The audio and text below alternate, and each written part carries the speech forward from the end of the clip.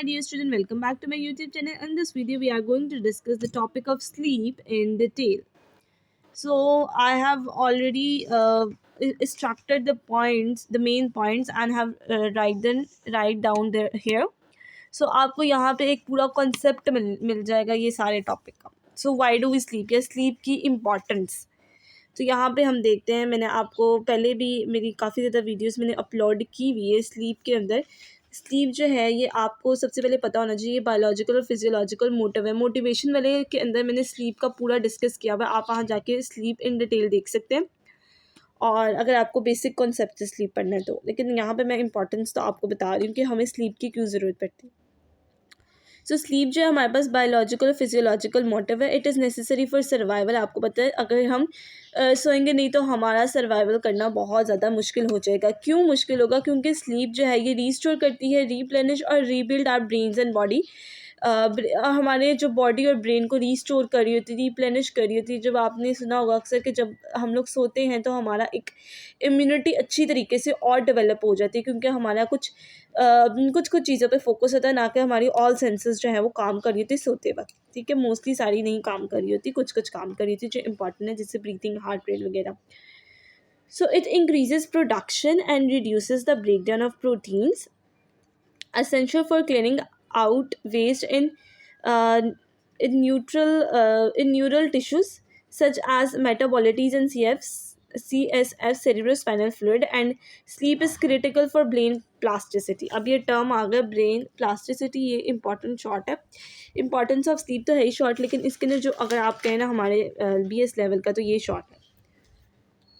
यहाँ पे ये है कि ब्रेन प्लास्टिसिटी क्या आती है कि हमारे पास स्लीप जो है वो इंक्रीज़ करती है साइनेप्टिक कनेक्शन. यहाँ पे मैंने छोटा करके लिखा है, आपको अच्छा और अच्छा कॉन्सेप्ट मिल जाएगा. जो स्लीप है वो साइनेप्टिक कनेक्शन के अंदर जो है वो स्लीप क्या करती है, साइनेप्टिक कनेक्शन बिल्ड करती है. किसके दरमियान? न्यूरॉन्स के दरमियान.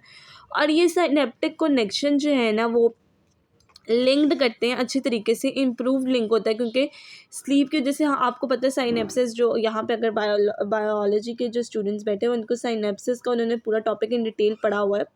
साइनेप्सिस जो है वो आपको बेसिकली ये होता है कि आपने इंफॉर्मेशन को ट्रैवल करना होता है, तो ये साइनेप्स के ज़रिए से होती है. सो आपकी इंफॉर्मेशन जब ट्रैवल होती है तो ये आपकी मेमोरी के अंदर इंक्लूड होता है कि आपकी जैसे इंफॉर्मेशन ट्रैवल होगी, तो जब सही तरीके से ट्रैवल होगी तभी आप उसको अच्छे तरीके से मेमोराइज़ कर पाएंगे. सो यहाँ जो स्लीप क्या करती है, साइनेप्टिक कनेक्शन को न्यूरॉन्स के साथ जो उन्होंने डेवलप करती है उनको और अच्छे तरीके से और इंक्रीज़ करती है, अच्छे तरीके से डेवलप करती है और इंक्रीज़ करती है. फिर दूसरी ये बात आ जाती है कि ये जो इंक्रीज साइनेप्टिक कनेक्शन है ये कंसोलिडेशन ऑफ मेमोरीज करती है. अगर आपका नेगेटिव इम्पैक्ट है तो आपकी मेमोरी जो है वो अच्छी नहीं हो सकती अगर आप स्लीप प्रॉपर नहीं लेते तो. सो इसका मेमोरी से एक खास ताल्लुक है स्लीप का. तो यहाँ पे प्लास्टिसिटी, ब्रेन प्लास्टिसिटी के लिए क्रिटिकल है. So it sharpens memory, attention and improve decision making and reasoning. So यहाँ पे आपको पता चल गया है कि अगर मैं इन सबको memory, attention, decision making, reasoning को अगर एक वर्ड में कहना चाहूँ तो कोग्निशन में आएगी कि it sharpens our cognitive skills. ठीक है, अगर आप इसको खोल के लिखेंगे तो आप memory, attention, decision making and reasoning कह सकते हैं. सो ये मैंने आपको ये 7 पॉइंट्स करवा कर ये पूरा पैराग्राफ पढ़ा दिया. अगर आपने देखना है तो आप अभी पढ़ सकते हैं, वीडियो को रोक के. सारी बातें यही हैं. ठीक है, अब हम आगे चलते हैं, विच इज़ इन्फेंट स्लीप. के इन्फेंट्स के लिए स्लीप किस कदर ज़रूरी है.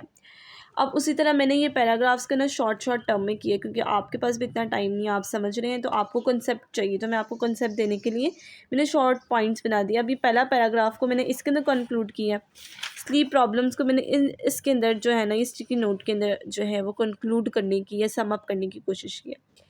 इन्फेंट की स्लीप, अब यहाँ पे आप देखें कि ये यहाँ लिखा हुआ है the typical newborn sleep approximately 18 hours a day. तो यहाँ पे मैंने लिखा टिपिकल रेंज जो है वो 18 आवर्स अ डे होती है. किसके लिए? इन्फेंट के लिए. सिंपल. ये पहला पैराग्राफ तो आपने याद करने वाला है, इसके अंदर कोई ऐसी समझने वाली बात नहीं है. सेकंड पैराग्राफ में समझने वाली बात है वो अच्छे तरीके से समझाऊंगी.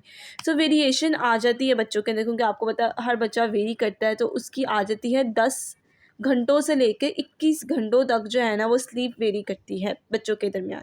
ये टिपिकल रेंज थी। अब जो ये इम्पॉर्टेंट है कि WHO वर्ल्ड हेल्थ ऑर्गेनाइजेशन ने गुड क्वालिटी स्लीप इन्फेंट्स के लिए कौन सी एज में और कितनी आवर्स मुकर्रर की है, कितनी आवर्स रखे हैं। जो बच्चे हैं 0 से 3 मंथ्स के, मतलब जो अभी पैदा हुए हैं बर्थ टिल 3 मंथ्स, उनके लिए 14 to 17 hours good quality sleep है। जो 4 से लेके जो हमारे पास है 12 मंथ्स के, उनके 12 से 16 आवर्स हैं, और जो 1 से 2 ईयर्स के उनके 11 से 14 आवर्स हैं गुड क्वालिटी स्लीप। तो आपने ये रट्टा मारना है, इसके लिए और कुछ भी नहीं है। लेकिन मैं आपको एक बता देती हूँ, एक जो आसान में, कि आपने यहाँ से इवन से स्टार्ट करना 14 है, यहाँ से एंड भी 14 पे, या आपको याद रहना चाहिए। आप पहले ये लिख लीजिएगा, अगर 0 से 3 मंथ्स, फिर 4 से 12 मंथ्स, फिर 1 से 2, यहाँ 14, यहाँ 14, ठीक है। अब यहाँ पे आपने यहाँ से शुरू कर, यहाँ 14 आ गए, 11 12 लिखना, 14 आपका कंप्लीट हुआ है। अब यहाँ 14 लिखना है और 16 17 लिख देना। तो ये आपका एक वैसे तो आपने अच्छी तरीके से याद करना है, मैंने वैसे आपको एक मेमोराइजिंग के लिए बताया ये, ठीक है।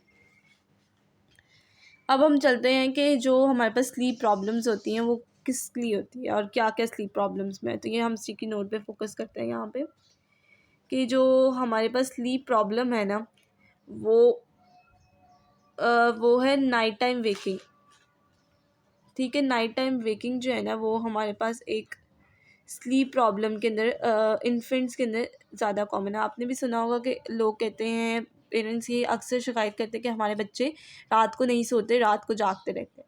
तो इसके 3 कॉज हो सकते हैं। पहला कॉज है कि जर्नल फैक्टर्स, फिर पेरेंटल, और फिर कल्चरल फैक्टर्स।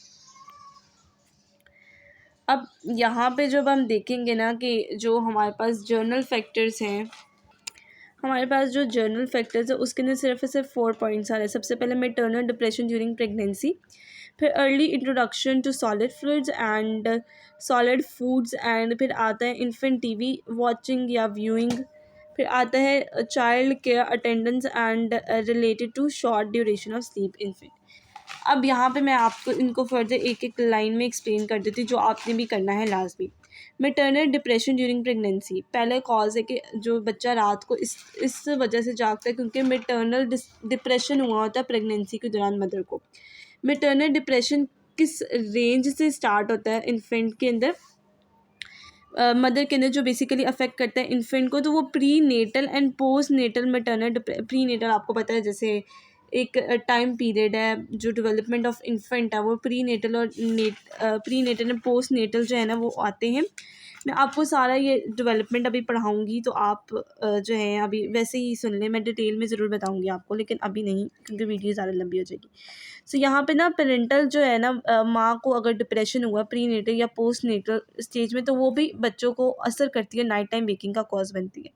फिर दूसरा है कि आपने बहुत छोटी उम्र में सॉलिड फ्लूइड्स को, जैसे सेरेलैक्स या फिर मैश किए हुए बनाना, इस तरह बहुत जल्दी कम जो है बच्चा है उसकी एज, और आपने जल्दी उसको इंट्रोड्यूस करवा दिया। फिर टीवी वॉचिंग बहुत ज़्यादा अफेक्ट करता है, कि टीवी स्क्रीन इन्फेंट की नाइट टाइम वेकिंग को नेगेटिव वे में अफेक्ट करता है।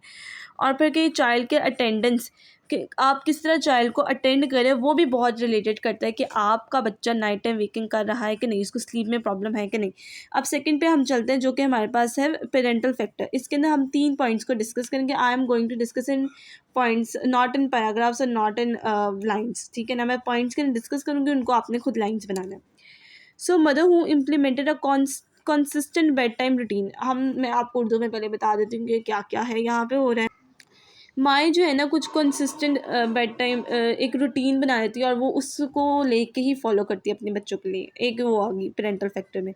दूसरा ये आता है कि माएँ जो है ना वो नेगेटिव, अगर वो रूटीन फॉलो ना करे तो नेगेटिव पेरेंटिंग स्टार्ट कर देती, दूसरे टाइप के वो बच्चे आ जाते हैं। तीसरे टाइप में वो आता है जो सेल्फ सेटल माँ जो है ना, उनको कहती है कि कोई नर्स नहीं उनके पे इम्प्लीमेंट करती, बच्चे पे कुछ भी अपना, वो कहती है जैसा बच्चा जीना चाहे वैसे जिए।